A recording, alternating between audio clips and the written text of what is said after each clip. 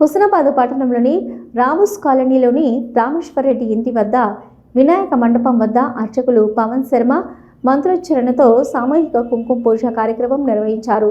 మహిళా భక్తులు అధిక సంఖ్యలో పాల్గొని హనుమాన్ చాలీసా పారాయణం చేసి ప్రత్యేక పూజలు నిర్వహించినట్లు మహిళలు తెలిపారు. అనంతరం భక్తులకు అన్నప్రసాద వితరణ చేసినట్లు రమేష్ రెడ్డి తెలిపారు. గణపయ్యా